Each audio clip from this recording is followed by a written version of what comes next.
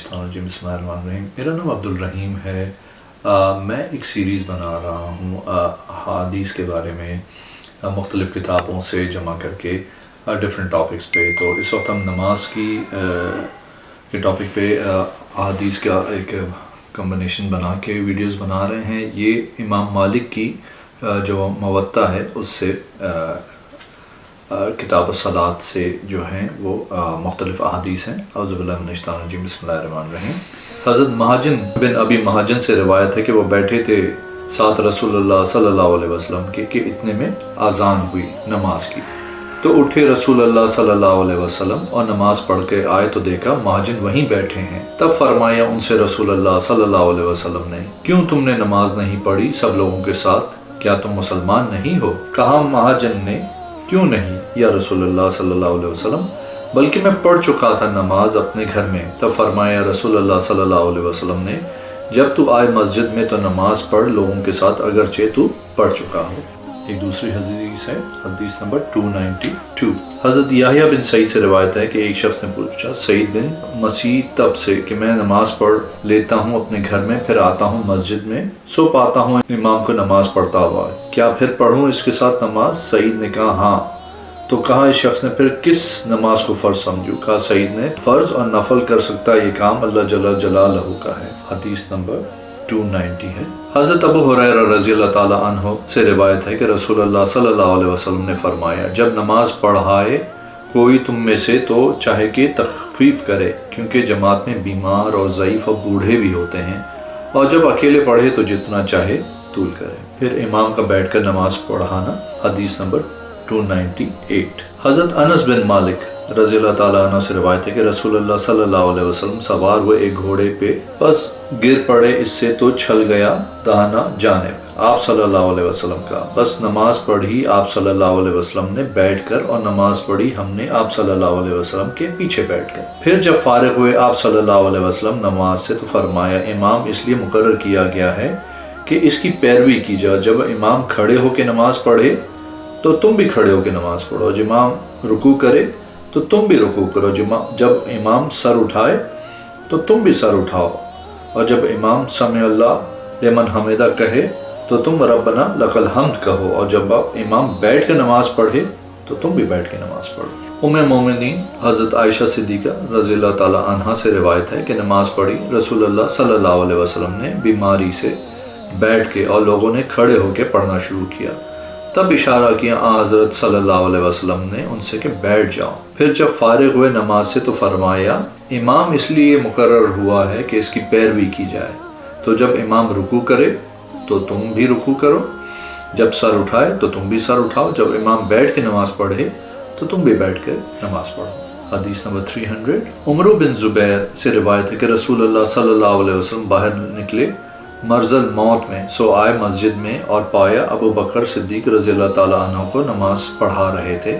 کھڑے ہو کر تو پیچھے ہٹنا چاہا حضرت ابو بکر رضی اللہ تعالیٰ عنہ نے، بس اشارہ کیا حضرت صلی اللہ علیہ وسلم نے کہ تم اپنی جگہ پہ رہو، اور بیٹھ گئے آپ صلی اللہ علیہ وسلم برابر پہلو میں ابو بکر صدیق رضی اللہ تعالیٰ عنہ کے۔ تو حضرت ابو بکر رضی اللہ تعالیٰ عنہ حضرت صلی اللہ علیہ وسلم کی نماز کی پیروی کرتے تھے، اور لوگ حضرت ابو بکر رضی اللہ تعالیٰ عنہ کی پیروی کرتے تھے۔ حدیث نمبر 301 ہے۔ حضرت عبداللہ بن عمرو بن عاص رضی اللہ تعالیٰ عنہ سے روایت ہے کہ فرمایا رسول اللہ صلی اللہ علیہ وسلم نے، بیٹھ کر نماز پڑھنے میں آدھا ثواب ہے بنسبت کھڑے ہو کے پڑھنے کی۔ ایک اور حدیث ہے، حضرت عبداللہ بن عمرو بن عاص رضی اللہ تعالیٰ عنہ سے روایت ہے کہ جب آئے ہم مدینہ میں تو بخار وبائی بہت سخت ہو گیا ہم کو، بس آئے رسول اللہ صلی اللہ علیہ وسلم لوگوں کے پاس، اور وہ نفل نمازیں بیٹھ کے پڑھ رہے تھے، سو فرمایا آپ صلی اللہ علیہ وسلم نے، جو بیٹھ کر پڑھے اس کو کھڑے ہو کے پڑھنے کا آدھا ثواب ملے گا۔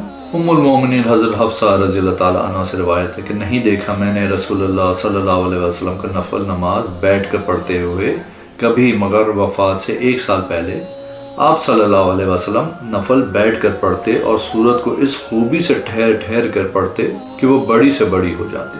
ام المومنین حضرت عائشہ صدیقہ رضی اللہ تعالیٰ عنہا سے روایت ہے کہ انہوں نے کبھی نہیں دیکھا رسول اللہ صلی اللہ علیہ وسلم کو تہجد کی نماز بیٹھ کے پڑھتے ہوئے، مگر جب عمر آپ صلی اللہ علیہ وسلم کی زیادہ ہو گئی تو بیٹھ کے پڑھنے لگے، جب بھی 30 یا 40 آیتیں رکوع سے پہلے کھڑے ہو کے پڑھ لیتے پھر رکوع کرتے۔ حدیث نمبر 305 حضرت عائشہ صدیقہ رضی اللہ تعالیٰ عنہا سے روایت ہے کہ آن حضرت صلی اللہ علیہ وسلم بیٹھ کے نماز پڑھتے تو پڑھا کرتے کلام اللہ کو بیٹھے بیٹھے، جب 30 یا 40 آیتیں باقی رہ جاتی تو کھڑے ہو کر ان کو پڑھتے، پھر رکوع اور سجدہ کرتے اور دوسری رکعت میں اسی طرح کرتے۔ حدیث نمبر 307 ہے۔ حضرت ابو یونس سے روایت ہے کہ حکم کیا مجھ کو ام مومنین حضرت عائشہ صدیقہ رضی اللہ تعالیٰ عنہا نے کلام لکھنے کا اور کہا جب تم اس آیت پہ پہنچو حافظوا علی الصلاۃ والصلاۃ الوسطیٰ تو مجھ کو خبر کر دینا۔ بس جب پہنچا میں اس آیت کو تو خبر دے دی، میں نے ان کو کہا، انہوں نے کہ لکھو حافظوا علی الصلاۃ والصلاۃ الوسطیٰ والصلاۃ العصر، یعنی محافظت کرو نمازوں پر اور وسطی نماز پر اور عصر کی نماز پہ۔ کہا عائشہ صدیقہ رضی اللہ تعالیٰ عنہا نے، میں نے سنا اس کو رسول اللہ صلی اللہ علیہ وسلم سے۔ حدیث نمبر 311 حضرت عمر بن ابی سلمہ سے روایت ہے کہ انہوں نے دیکھا رسول اللہ صلی اللہ علیہ وسلم کو نماز پڑھتے ہوئے ایک کپڑے میں لپیٹے تھے آپ صلی اللہ علیہ وسلم اس کو، اور دونوں کنارے اس کے دونوں کندھوں پہ تھے، حضرت ام سلمہ رضی اللہ تعالیٰ عنہ کے گھر میں۔ حدیث نمبر 312 حضرت ابو ہریرہ رضی اللہ تعالیٰ عنہ سے روایت ہے ایک شخص نے پوچھا رسول اللہ صلی اللہ علیہ وسلم سے کہ نماز درست ہے ایک کپڑے میں؟ فرمایا آپ صلی اللہ علیہ وسلم نے، کیا تم میں سے ہر کسی کو 2 کپڑے ملتے ہیں؟ حدیث نمبر 316 ہے۔ حضرت جابر بن عبداللہ رضی اللہ تعالیٰ عنہ سے روایت ہے کہ رسول اللہ صلی اللہ علیہ وسلم نے فرمایا جو شخص نہ پائے 2 کپڑے تو نماز پڑھے ایک کپڑا لپیٹ کر، اگر کپڑا چھوٹا ہو تو اس کی تہ بند کر دے۔ حدیث نمبر 318 حضرت ام حرام رضی اللہ تعالیٰ عنہ سے روایت، انہوں نے پوچھا حضرت ام سلمہ رضی اللہ تعالیٰ عنہ سے کہ عورت کس قدر کپڑوں میں نماز پڑھ سکتی ہے؟ تو جواب دیا کہ خمار اور کرتے میں، مگر کہ وہ کرتا اتنا لمبا ہو کہ اس کے پاؤں ڈھک جائیں۔ پھر قصر نماز کے بارے میں ہے۔ حدیث نمبر 321 حضرت ابو ہریرہ رضی اللہ تعالیٰ عنہ سے روایت ہے کہ رسول اللہ صلی اللہ علیہ وسلم جمع کرتے تھے ظہر اور عصر کو سفر تبوک میں۔ میرے چینل کو ابھی تک سبسکرائب نہیں کیا تو پلیز کریں، اس ویڈیو کو لائک کریں، اپنے کامنٹس دیں۔ تھینک یو، السلام علیکم۔